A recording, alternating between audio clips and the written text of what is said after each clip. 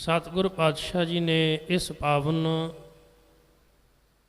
पवित्र अष्टपदी के अंदर ऐसे सेवक का जिक्र किया है जिहड़ा अपनी सियाणप नूं छड्ड के ते गुरु की मत लैके जीवन नूं बतीत करता है। गुरु ने उपदेश किया कि अपनी चलाकी, अपनी सियाणप, अपनी चतुराई नूं त्याग के जदों जग्यासू जीना शुरू कर दिंदा है तो फिर उनके जीवन विच ऐसी खेड़ वरतदी है कि जो वो कहता है वो हो जाता है, बल्कि उनकी आत्मक अवस्था इन्नी उच्ची हो जाती है कि परमात्मा और सेवक विच कोई भेद, कोई फर्क नहीं रहिंदा। वो सेवक निमाणा बन के अपने जीवन को गुजारता है। सतगुरु धन गुरु अर्जन देव महाराज पातशाह जी एक बड़ा प्यारा उपदेश देंदे ने सेवक दे परथाए। गुर कै ग्रह सेवक जो रह, सेवक की डेफिनेशन की है, परिभाषा की है। सेवक किनू कहते ने तो महाराज कहते ने गुर कै ग्रह सेवक जो रह, जिहड़ा गुरु दे दर ते सेवक बन के रहिंदा है। गुर की आग्या मन में सह, वो गुरु की आग्या नूं, गुरु की हुक्म नूं, गुरु की रज़ा नूं स्वीकार करदा है। बाबा लैणा जी जदों गुरु नानक पातशाह जी के चरनां विच आए सन तो उस दिन वो पातशाह जी के चरनां विच रह के एक गल उन्हां बड़ी प्यारी सिੱਖੀ सी कि गुरु जो हुक्म कर देवे उन्होंने सत करके मनना है। गुरु दे कहे हुए ते कदी भी शंका नहीं करना। यही कारण सी कि गुरु नानक देव महाराज पातशाह जी दे सब तो नेड़े बाबा लैणा जी हो गए, आए बाद विच पर सब तो नेड़े हो गए। एक दिन बाबा बुढ़ा जी ने सवाल किया सी कि हे सतगुर सच्चे पातशाह जीओ, सानू इन्नी समझ नहीं, इन्ना ज्ञान नहीं है, पर मन में एक शंका है। गुरु पातशाह जी ने गुरु नानक साहब महाराज कह लगे भी शंका नहीं होना चाहिए सिख के मन में। गुरु का काम ही है शंकिया दूर करना। की शंका है? महाराज असीं तां बड़े पहलां तुहाडे चरनां विच आ गए सां, केवल असी नहीं होर भी कई सिख ने जिहड़े बड़ी सेवा करते हैं। आ बाबा लैणा जी नूं कुछ दिन ही होए ने इत्थे आए, पर इंज प्रतीत हुंदा है भी तुहाडा बहुता प्यार जिहड़ा बाबा लैणा जी नूं मिलदा है। हालांकि गुरु का प्यार सारियां वास्ते इक्को जिहा हुंदा है। गुरु भेदभाव नहीं रखदा, पर सेवक की भावना विचों गुरु का प्यार झलकन लग पैंदा है। गुरु फर्क नहीं रखता, पर सेवक की भावना विचों, सेवक के जीवन विचों गुरु का प्यार नज़र आउण लग पैंदा है। ये गुरु के नेड़े है। उन्होंने दिसन लग पिया सी भी बाबा लैणा जी गुरु के बहुत नेड़े रहन लग पे ने, बड़े हरमन प्यारे ने गुरु दे।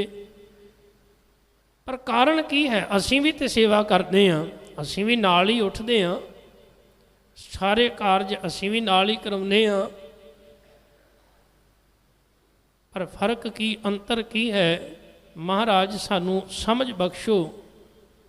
तो गुरु नानक पातशाह जी ने उस समय आख्या भी हो सकता तुहानू इत्थे कोई ज्ञान राही दलील दियां ते तुसीं समझो ना।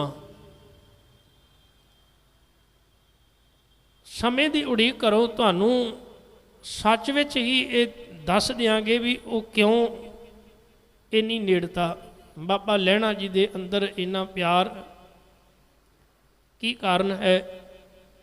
तो रात हुई, गुरु नानक पातशाह जी ने अद्धी को रात को आवाज़ मार ली, कह लगे भी बाबा जी अमृत वेला हो गया, जल लियाओ, इशनान करिए। तो हुण बाबा जी ने जो बाहर नज़र मारी ना इस तरह ਉਹਨਾਂ ਸਮਿਆਂ ਵਿੱਚ ਸ਼ਾਇਦ ਅੱਜ ਵਰਗੇ ਸਾਧਨ ਨਹੀਂ ਸਨ, ਘੜੀਆਂ ਅਲਾਰਮ ਨਹੀਂ ਸਨ। ਆਕਾਸ਼ ਦੇ ਵਿੱਚ ਚੰਦਰਮਾ ਜਾਂ ਤਾਰਿਆਂ ਦੀ ਦਿਸ਼ਾ ਵੇਖ ਕੇ ਅੰਦਾਜ਼ਾ ਲਾਇਆ ਜਾਂਦਾ ਸੀ ਵੀ ਹੁਣ ਕਿੰਨੀ ਕੁ ਰਾਤ ਰਹਿ ਗਈ ਅਤੇ ਕਿੰਨਾ ਕੁ ਸਮਾਂ ਹੋ ਗਿਆ। ਉਹਨਾਂ ਨਜ਼ਰ ਮਾਰੀ, ਕਹਿਣ ਲੱਗੇ ਪਾਤਸ਼ਾਹ ਅਜੇ ਤਾਂ ਅੱਧੀ ਕੁ ਰਾਤ ਹੋਈ ਜੇ, ਥੋੜ੍ਹਾ ਹੋਰ ਆਰਾਮ ਕਰ ਲਈਏ। ਪਾਤਸ਼ਾਹ ਕਹਿਣ ਲੱਗੇ ਕੋਈ ਗੱਲ ਨਹੀਂ। ਥੋੜ੍ਹਾ ਸਮਾਂ ਹੋਰ ਲੰਘਿਆ, 2 ਘੰਟੇ ਲੰਘੇ। ਮਹਾਰਾਜ ਨੇ ਫਿਰ ਆਵਾਜ਼ ਮਾਰੀ, ਫਿਰ ਬਾਬਾ ਜੀ ਉੱਠ ਕੇ ਆਏ, ਕਹਿਣ ਲੱਗੇ ਮਹਾਰਾਜ ਅਜੇ ਵੀ ਦਿਨ ਨਹੀਂ ਚੜਿਆ, ਅੰਮ੍ਰਿਤ ਵੇਲਾ ਨਹੀਂ ਹੋਇਆ, ਅਜੇ ਵੀ ਬੜੀ ਰਾਤ ਪਈ ਹੈ। ਹੁਣ ਗੁਰੂ ਪਾਤਸ਼ਾਹ ਜੀ ਨੇ ਬਾਬਾ ਲਹਿਣਾ ਜੀ ਨੂੰ ਆਵਾਜ਼ ਮਾਰੀ ਅਤੇ ਬਾਬਾ ਲਹਿਣਾ ਜੀ ਉਸੇ ਵੇਲੇ ਆਏ। ਮਹਾਰਾਜ ਨੇ ਆਖਿਆ ਵੀ ਲਹਿਣਿਆ ਵੀ ਅੰਮ੍ਰਿਤ ਵੇਲਾ ਹੋ ਗਿਆ, ਇਸ਼ਨਾਨ ਕਰਨਾ, ਜਲ ਲੈ ਕੇ ਆਓ। ਕਹਿ ਲਗੇ ਮਹਾਰਾਜ 7 ਵਜਣ, ਹੁਣੇ ਲੈ ਕੇ ਆਏ। ਬਾਬਾ ਬੁੱਢਾ ਜੀ ਨੇ ਆਖਿਆ ਵੀ ਬਾਬਾ ਲਹਿਣਾ ਜੀ ਤੁਸੀਂ ਵੇਖੋ ਅਜੇ ਤਾਂ ਰਾਤ ਬਾਕੀ ਹੈ, ਅਜੇ ਅੰਮ੍ਰਿਤ ਵੇਲਾ ਨਹੀਂ ਹੋਇਆ, ਅਜੇ ਦਿਨ ਨਹੀਂ ਚੜ੍ਹਿਆ। ਤੇ ਬਾਬਾ ਲਹਿਣਾ ਜੀ ਨੇ ਆਖਿਆ ਮੈਨੂੰ ਨਹੀਂ ਪਤਾ ਰਾਤ ਬਾਕੀ ਹੈ ਕਿ ਨਹੀਂ, ਮੈਨੂੰ ਇੰਨਾ ਪਤਾ ਮੇਰੇ ਗੁਰੂ ਦਾ ਹੁਕਮ ਹੋਇਆ ਵੀ ਦਿਨ ਚੜ੍ਹ ਗਿਆ, ਜਲ ਲੈ ਕੇ ਇਸ਼ਨਾਨ ਕਰਨਾ, ਬਸ ਮੈਂ ਆਪਣੇ ਗੁਰੂ ਦਾ ਹੁਕਮ ਮੰਨਣਾ। ਮੈਨੂੰ ਕੀ ਮਤਲਬ ਦਿਨ ਤੇ ਰਾਤ ਨਾਲ, ਮੈਨੂੰ ਮਤਲਬ ਹੈ ਗੁਰੂ ਦੇ ਹੁਕਮ ਨਾਲ, ਗੁਰੂ ਦੀ ਰਜ਼ਾ ਨਾਲ, ਗੁਰੂ ਦੇ ਭਾਣੇ ਨਾਲ। ਗੁਰੂ ਨਾਨਕ ਪਾਤਸ਼ਾਹ ਕਹਿਣ ਲੱਗੇ ਆਹ ਫਰਕ ਹੈ, ਆਹ ਅੰਤਰ ਹੈ। ਅਸੀਂ ਜਦੋਂ ਆਪਣੀ ਸਿਆਣਪ ਅੱਗੇ ਰੱਖ ਕੇ ਜਦੋਂ ਫੈਸਲਾ ਕਰ ਲੈਂਦੇ ਹਾਂ ਨਾ, ਉਦੋਂ ਫਿਰ ਗੁਰੂ ਤੇ ਸਾਡੇ ਦਰਮਿਆਨ ਉਹ ਸਿਆਣਪ ਖੜੀ ਹੁੰਦੀ ਹੈ, ਉਹ ਤੇ ਸਾਡੀ ਮੱਤ ਕੰਮ ਕਰ ਰਹੀ ਹੁੰਦੀ ਹੈ। ਪਰ ਜਿੱਦਣ ਸਾਡੀ ਮੱਤ ਵਿੱਚੋਂ ਨਿਕਲ ਗਈ, ਗੁਰੂ ਦੀ ਮੱਤ ਸਾਡੇ ਜੀਵਨ ਵਿੱਚ ਆ ਗਈ, ਅਸਲ ਵਿੱਚ ਉਦਣ ਆਪਾਂ ਗੁਰਮਤ ਦੇ ਧਾਰਨੀ ਹੋਵਾਂਗੇ,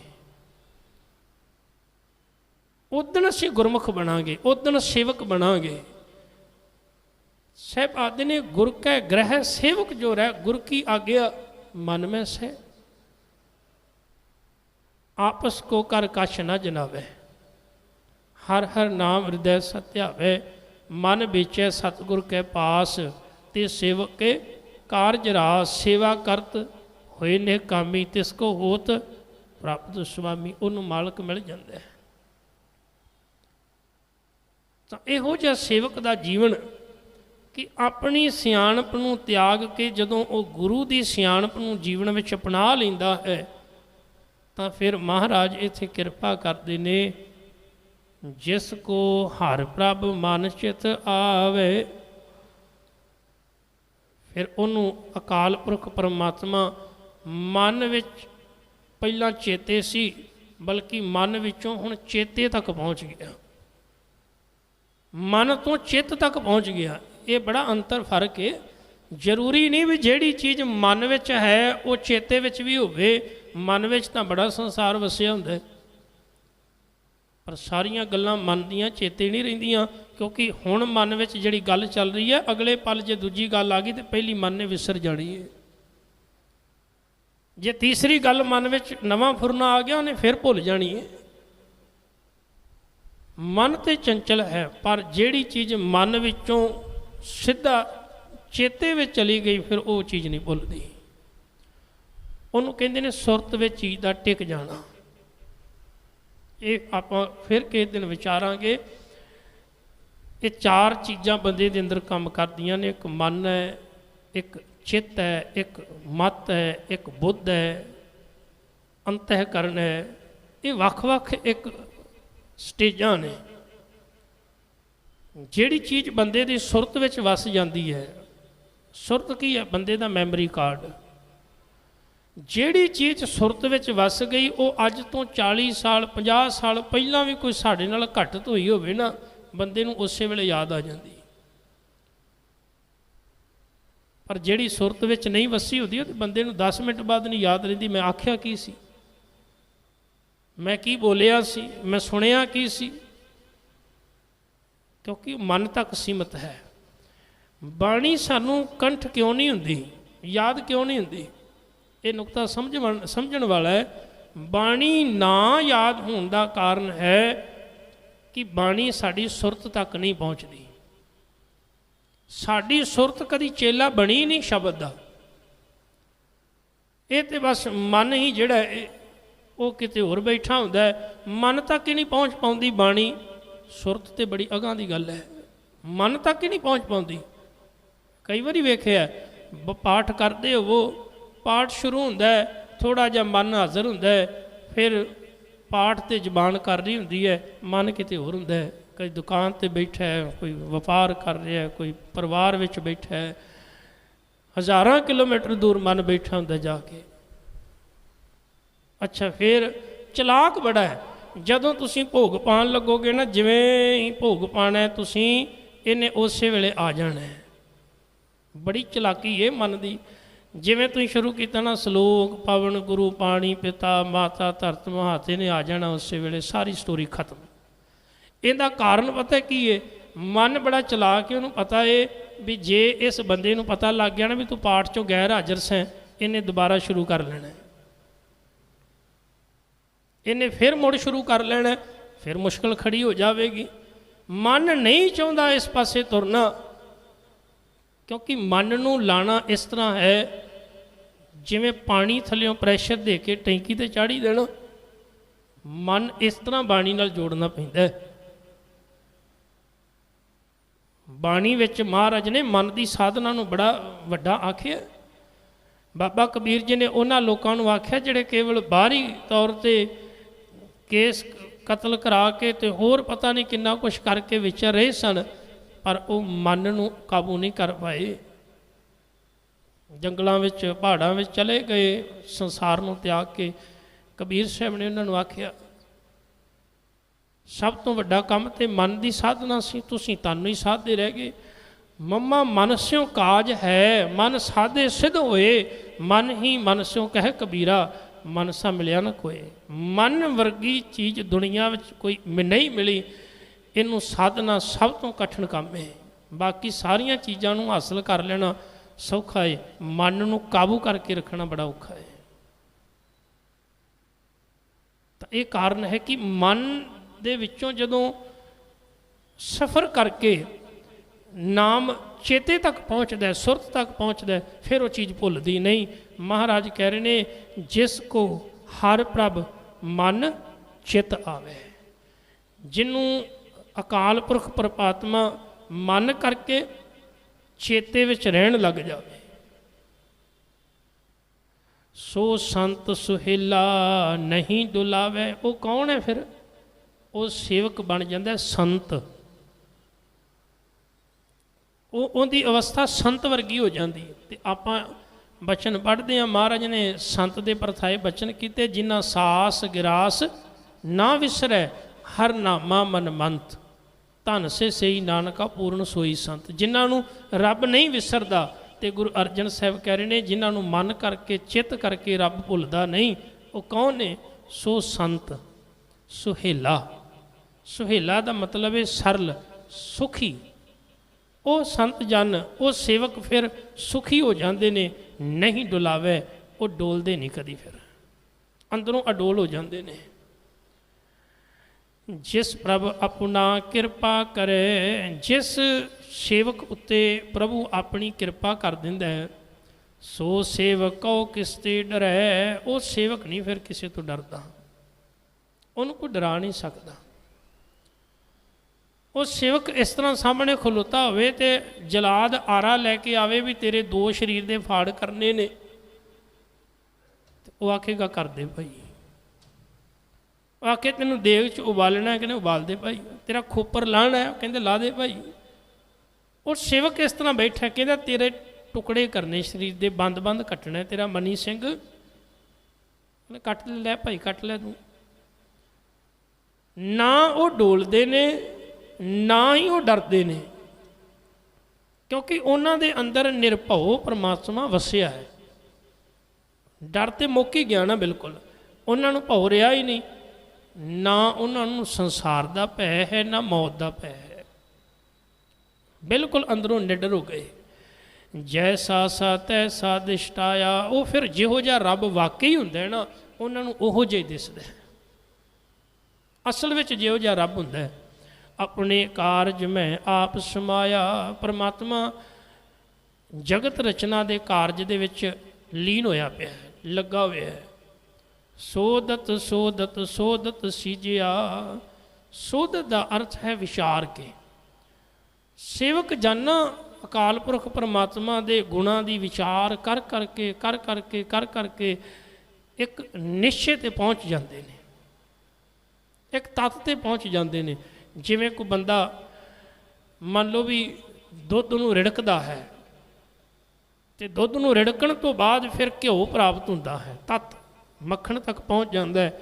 ਇਸੇ ਤਰ੍ਹਾਂ ਹੀ ਜਿਹੜਾ ਰੱਬ ਦਾ ਸੇਵਕ ਹੈ ਉਹ ਰੱਬ ਦੇ ਸ਼ਬਦ ਦੀ ਵਿਚਾਰ ਕਰ ਕਰਕੇ ਰੱਬੀ ਗੁਣਾਂ ਨਾਲ ਸਾਂਝ ਪਾ ਕੇ ਇੱਕ ਦਿਨ ਮੂਲ ਤੱਤ ਤੱਕ ਪਹੁੰਚ ਜਾਂਦੇ ਨੇ। ਗੁਰ ਪ੍ਰਸਾਦ ਤੱਤ ਸਭ ਬੁਝਿਆ। ਉਹਨਾਂ ਨੂੰ ਸਮਝ ਆ ਜਾਂਦੀ, ਗੁਰੂ ਦੀ ਕਿਰਪਾ ਰਹੀਓ ਫਿਰ ਤੱਤ ਪਰਮੇਸ਼ਰ ਤੱਕ ਪਹੁੰਚ ਜਾਂਦੇ ਨੇ। ਜਬ ਦੇਖੂੰ ਤਬ ਸਭ ਕੁਛ ਮੂਲ।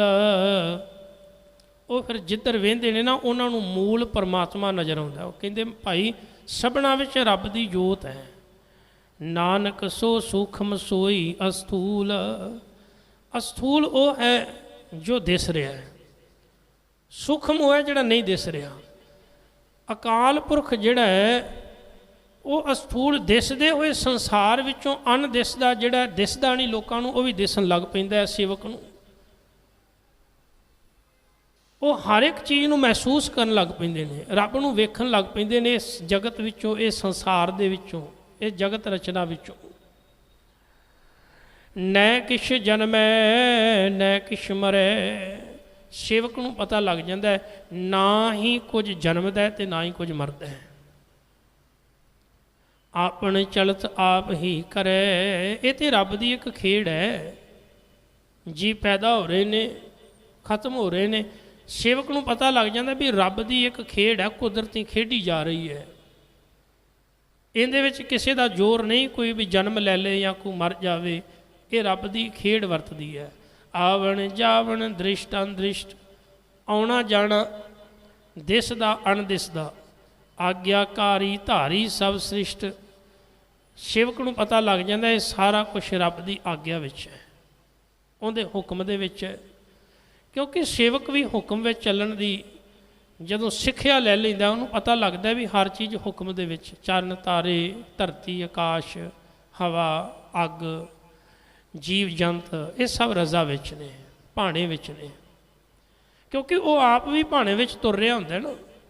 ਸਾਨੂੰ ਤਾਂ ਨਹੀਂ ਲੱਗਦਾ ਪਤਾ, ਕਿਉਂਕਿ ਅਸੀਂ ਆਪ ਨਹੀਂ ਕਦੀ ਭਾਣੇ ਵਿੱਚ ਤੁਰ ਰਹੇ ਹੁੰਦੇ, ਅਸੀਂ ਆਪ ਨਹੀਂ ਆਗਿਆ ਵਿੱਚ ਤੁਰ ਰਹੇ ਹੁੰਦੇ। ਅਸੀਂ ਤਾਂ ਆਪ ਬੇਮਰਿਆਦਾ ਬੇਤਾਲਾ ਸਾਡੀ ਜ਼ਿੰਦਗੀ ਹੈ, ਇਸ ਕਰਕੇ ਸਾਨੂੰ ਪਤਾ ਨਹੀਂ ਲੱਗਦਾ। ਪਰ ਜਿਹੜੇ ਆਗਿਆ ਵਿੱਚ ਤੁਰਦੇ ਨੇ ਉਹਨਾਂ ਨੂੰ ਪਤਾ ਲੱਗਦਾ ਵੀ ਇੱਕ ਇੱਕ ਚੀਜ਼ ਰੱਬ ਦੇ ਹੁਕਮ ਦੇ ਵਿੱਚ, ਰੱਬ ਦੇ ਭਾਣੇ ਵਿੱਚ ਚੱਲ ਰਹੀ ਹੈ।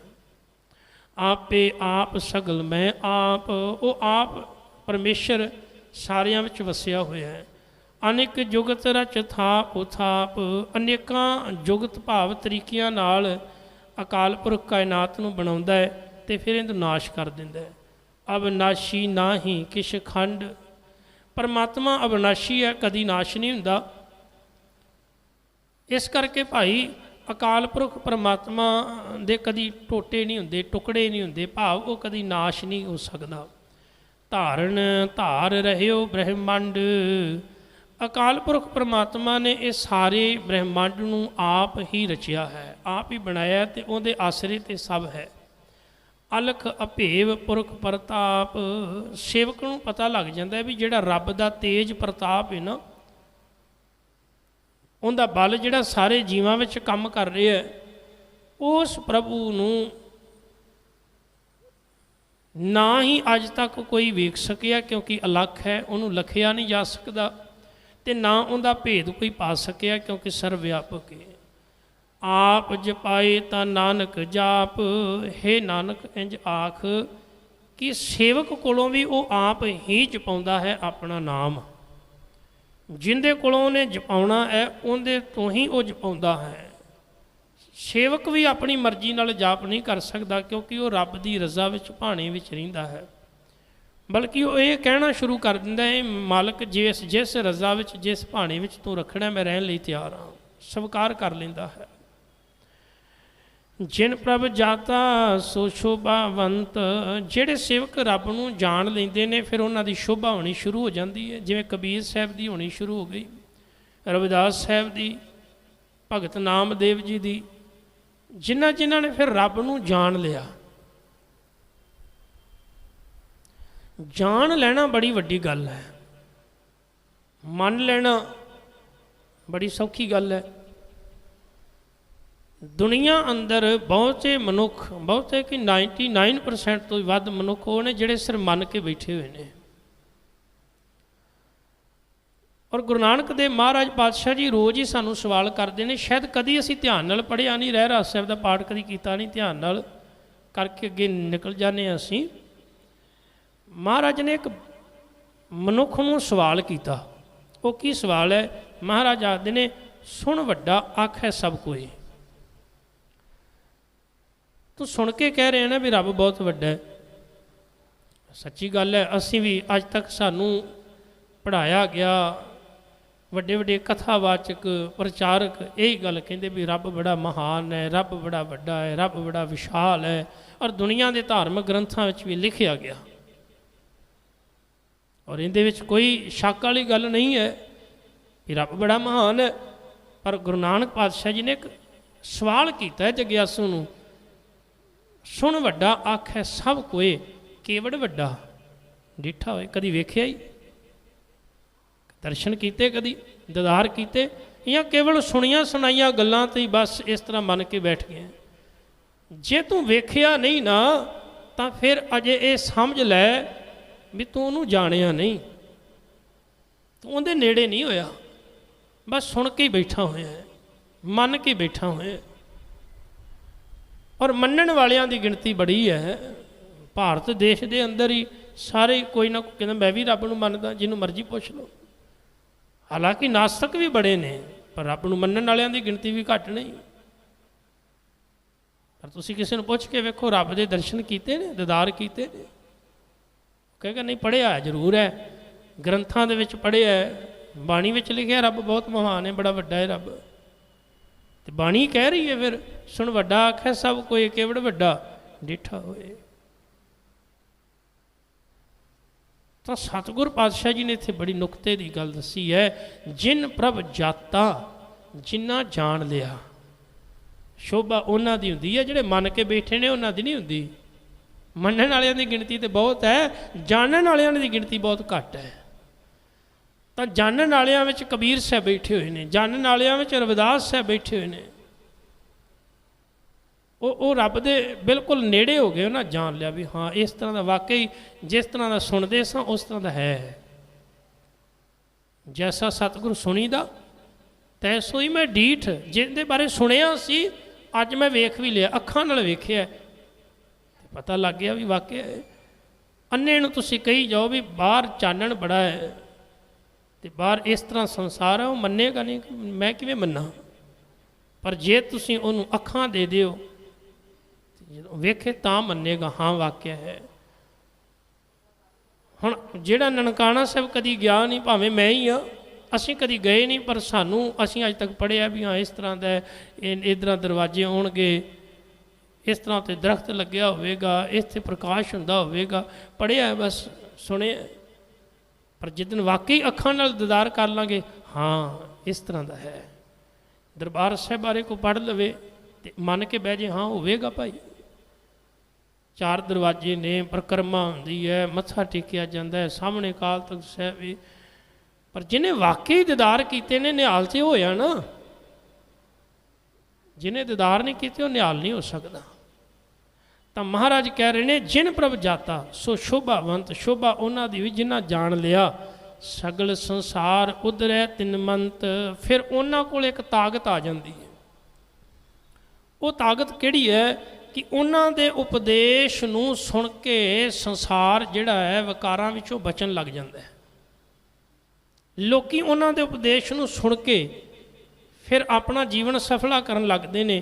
प्रभ के सेवक सगल उदाहरण, उन्होंने सेवकों को इन्नी ताकत आ जाती है कि उन्होंने को इन्नी समर्था होती है, वो सारे संसार नूं तार सकते हैं, सारे जगत नूं तार सकते हैं। प्रभ के सेवक दुख विसारण, रब दे सेवक फिर दूजियां दे दुखां नूं भी दूर कर सकते हैं।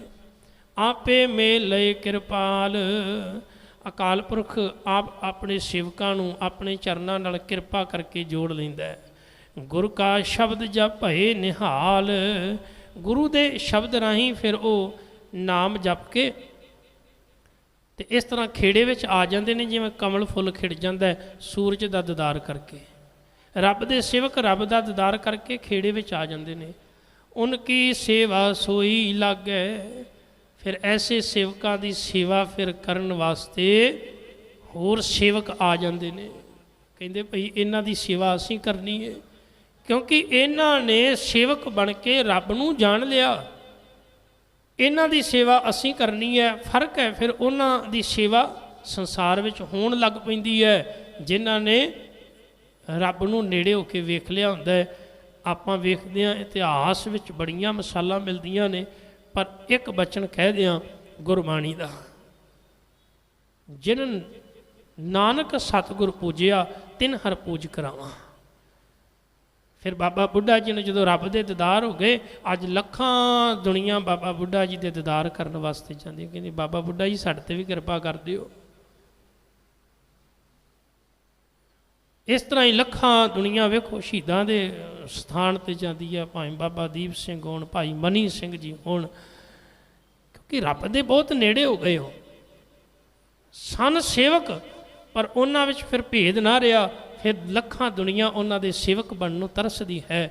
ਮਹਾਰਾਜ ਆਖਦੇ ਨੇ ਉਨ ਕੀ ਸੇਵਾ ਸੋਈ ਲਾਗੈ, ਜਿਸ ਨੂੰ ਕਿਰਪਾ ਕਰਹਿ ਵੱਡ ਭਾਗੇ। ਵੱਡੇ ਭਾਗਾਂ ਵਾਲੇ ਨੇ ਉਹ, ਜਿਨ੍ਹਾਂ ਉੱਤੇ ਫਿਰ ਕਿਰਪਾ ਹੋ ਜਾਂਦੀ ਹੈ ਤੇ ਉਹਨਾਂ ਸੇਵਕਾਂ ਦੇ ਚਰਨਾਂ ਨਾਲ ਜਾ ਕੇ ਜੁੜ ਜਾਂਦੇ ਨੇ। ਅੱਗੇ ਉਹ ਸੇਵਕ ਆਪਣੇ ਚਰਨਾਂ ਨਾਲ ਨਹੀਂ ਜੋੜਦੇ, ਉਹ ਫਿਰ ਗੁਰੂ ਨਾਲ ਜੋੜਦੇ ਨੇ, ਰੱਬ ਨਾਲ ਜੋੜਦੇ ਨੇ। ਨਾਮ ਜਪਤ ਪਾਵੈ ਬਿਸ਼ਰਾਮ, ਫਿਰ ਨਾਮ ਜਪ ਕੇ ਤੇ ਉਹਨਾਂ ਨੂੰ ਇੱਕ ਟਿਕਾਣਾ ਮਿਲ ਜਾਂਦਾ ਹੈ, ਉਹਨਾਂ ਦਾ ਮਨ ਟਿਕ ਜਾਂਦਾ ਹੈ ਰੱਬ ਦੇ ਚਰਨਾਂ ਵਿੱਚ। ਨਾਨਕ ਤਿਨ ਪੁਰ ਕੋ ਉਤਮ ਕਰਮਾਨ, ਹੇ ਨਾਨਕ ਇਹੋ ਜਿਹੇ ਸੇਵਕਾਂ ਨੂੰ ਫਿਰ ਉੱਤਮ ਕਰਕੇ ਜਾਣ, ਵੀ ਉਹ ਉੱਚੀ ਮੱਤ ਵਾਲੇ, ਸ੍ਰੇਸ਼ਟ ਮੱਤ ਵਾਲੇ ਹੋ ਜਾਂਦੇ ਨੇ। ਅਖੀਰਲੇ ਇਸ ਪਦੇ ਵਿੱਚ ਮਹਾਰਾਜ ਸਮਝਾ ਰਹੇ ਨੇ, ਜੋ ਕਿਛ ਕਰੈ ਸੋ ਪ੍ਰਭ ਕਹਿ ਰੰਗ। ਸੇਵਕ ਜੋ ਕੁਛ ਕਰਦਾ ਨਾ ਉਹ ਰੱਬ ਦੀ ਮੌਜ ਵਿੱਚ ਆ ਕੇ ਕਰਦਾ, ਉਹ ਕਿਸੇ ਦੀ ਆਗਿਆ ਕਰਕੇ ਨਹੀਂ ਕਰਦਾ, ਵੀ ਕੋਈ ਬੰਦਾ ਉਹਨੂੰ ਹੁਕਮ ਕਰੇ ਵੀ ਇਸ ਤਰ੍ਹਾਂ ਕਰ ਦੇ, ਬਿਲਕੁਲ ਵੀ ਨਹੀਂ। ਰੱਬ ਦਾ ਸੇਵਕ ਰੱਬ ਦੀ ਰਜ਼ਾ ਵਿੱਚ ਹੀ ਕੰਮ ਕਰਦਾ, ਭਾਵੇਂ ਲੱਖਾਂ ਦੁਨੀਆ ਕੋ ਆ ਜਾਵੇ ਆਖੇ ਵੀ ਇਸ ਤਰ੍ਹਾਂ ਕਰਦੇ, ਨਹੀਂ ਕਰਦੇ। ਉਹ ਕਹਿੰਦੇ ਜੋ ਸਾਡਾ ਗੁਰੂ ਕਹੇਗਾ, ਜੋ ਮਾਲਕ ਕਹੇਗਾ ਉਹੀ ਕਰਾਂਗੇ।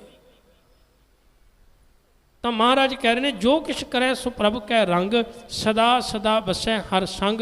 ਉਹ ਰੱਬ ਦੇ ਬਿਲਕੁਲ ਨੇੜੇ ਵਸਦੇ ਨੇ, ਕੋਲ ਵਸਦੇ ਨੇ। ਸਹਿਜ ਸੁਭਾਏ ਹੋਐ ਸੋ ਹੋਏ, ਉਹਨਾਂ ਨੂੰ ਪਤਾ ਲੱਗ ਜਾਂਦਾ ਸੇਵਕਾਂ ਨੂੰ ਵੀ ਜੋ ਵੀ ਹੁੰਦਾ ਹੈ ਸਹਿਜ ਸੁਭਾਵਕ ਰੱਬ ਹੀ ਕਰਦਾ ਹੈ। ਕਰਨੇ ਹਾਰ ਪਛਾਣੈ ਸੋਏ, ਪਛਾਣ ਲੈਂਦੇ ਨੇ ਕਰਨ ਹਾਰ ਪ੍ਰਭੂ ਨੂੰ, ਵੀ ਜੋ ਕੁਛ ਸੰਸਾਰ ਵਿੱਚ ਵਰਤ ਰਿਹਾ ਰੱਬ ਦੀ ਰਜ਼ਾ ਵਿੱਚ। ਪ੍ਰਭ ਕਾ ਕੀਆ ਜਨ ਮੀਠ ਲਗਾਨਾ, ਉਹ ਫਿਰ ਰੱਬ ਦੇ ਕੀਤੇ ਹੋਏ ਤੇ ਸ਼ੰਕਾ ਨਹੀਂ ਕਰਦੇ, ਬਲਕਿ ਉਹਨੂੰ ਮਿੱਠਾ ਕਰਕੇ ਮੰਨ ਲੈਂਦੇ ਨੇ। ਜਿਵੇਂ ਮਹਾਰਾਜ ਤੱਤੀ ਤਵੀ ਤੇ ਬੈਠੇ ਮਿੱਠਾ ਭਾਣਾ ਮੰਨ ਰਹੇ ਨੇ, ਤਾਂ ਉਹ ਰੱਬ ਦੇ ਭਾਣੇ ਨੂੰ ਸਵੀਕਾਰ ਕਰ ਲੈਂਦੇ ਨੇ। ਜੈਸਾ ਸਾ ਤੈਸਾ ਦਿਸ਼ਟਾਨਾ, ਜਿਹੋ ਜਿਹਾ ਰੱਬ ਹੁੰਦਾ ਹੈ ਉਹ ਜਿਹਾ ਉਹਨਾਂ ਨੂੰ ਨਜ਼ਰ ਆ ਜਾਂਦਾ ਹੈ। ਜਿਸ ਤੇ ਉਪਜੇ ਤਿਸ ਮਾਹੇ ਸਮਾਏ, ਜਿਸ ਅਕਾਲ ਪੁਰਖ ਤੋਂ ਜੀਵ ਪੈਦਾ ਹੁੰਦੇ ਨੇ ਫਿਰ ਉਸੇ ਵਿੱਚ ਹੀ ਸਮਾ ਜਾਂਦੇ ਨੇ। ਓਏ ਸੁਖ ਨਿਧਾਨ ਉਹਨੂੰ ਬਨਿਆਏ, ਸੇਵਕ ਫਿਰ ਸੁੱਖਾਂ ਦਾ ਖਜ਼ਾਨਾ ਬਣ ਜਾਂਦੇ ਨੇ। ਉਹਨਾਂ ਕੋਲ ਅਥਾਹ ਸੁੱਖ ਹੀ ਸੁੱਖ ਹੁੰਦੇ ਨੇ, ਕਿਉਂਕਿ ਰੱਬ ਦੀ ਰਜ਼ਾ ਵਿੱਚ ਰਹਿੰਦੇ ਨੇ।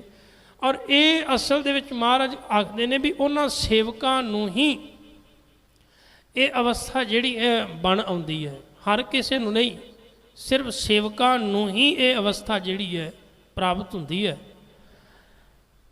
ਆਪਸ ਕੋ ਆਪ ਦੀਨੋ ਮਾਨ, ਆਪਸ ਕੋ ਆਪ ਦੀਨੋ ਮਾਨ। ਉਹ ਅਕਾਲ ਪੁਰਖ ਪਰਮਾਤਮਾ ਆਪਣੇ ਸੇਵਕਾਂ 'ਤੇ ਕਿਰਪਾ ਕਰ ਦਿੰਦਾ ਹੈ, ਉਹਨਾਂ ਨੂੰ ਆਪ ਹੀ ਮਾਣ ਦਿੰਦਾ ਹੈ। ਪਰ ਉਸ ਸੇਵਕਾਂ ਦੇ ਮਾਣ ਵਿੱਚ ਵੀ ਰੱਬ ਨੂੰ ਮਾਣ ਮਿਲਦਾ ਹੈ।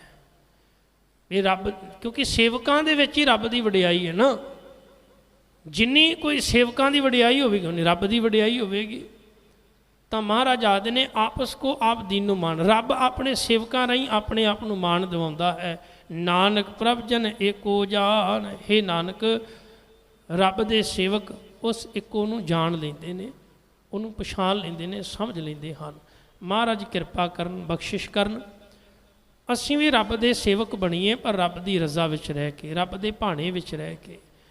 ਜੋ ਸਾਨੂੰ ਗੁਰੂ ਕਹਿੰਦਾ ਉਹਨੂੰ ਸੱਤ ਕਰਕੇ ਮੰਨੀਏ, ਮਨ ਕਰਕੇ ਆਪਣੇ ਜੀਵਨ ਵਿੱਚ ਗੁਰੂ ਦੇ ਉਪਦੇਸ਼ ਨੂੰ ਵਸਾਈਏ, ਨਾਮ ਦੀ ਕਮਾਈ ਕਰੀਏ। ਸਹਿਜੇ ਸਹਿਜੇ ਇੱਕ ਦਿਨ ਇਹ ਖੇਡ ਜ਼ਰੂਰ ਵਰਤੇਗੀ ਕਿ ਸਾਡਾ ਭਟਕਿਆ ਹੋਇਆ ਮਨ ਗੁਰੂ ਚਰਨਾਂ ਵਿੱਚ ਜੁੜ ਜਾਵੇਗਾ।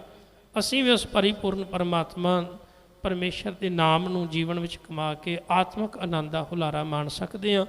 ਮਹਾਰਾਜ ਸਭਨਾਂ ਦੀ ਹਾਜ਼ਰੀ ਪ੍ਰਵਾਨ ਕਰਨ। ਹੋਈਆਂ ਭੁੱਲਾਂ ਚੁੱਕਾਂ ਦੀ ਖਿਮਾ। ਵਾਹਿਗੁਰੂ ਜੀ ਕਾ ਖਾਲਸਾ, ਵਾਹਿਗੁਰੂ ਜੀ ਕੀ ਫਤਿਹ।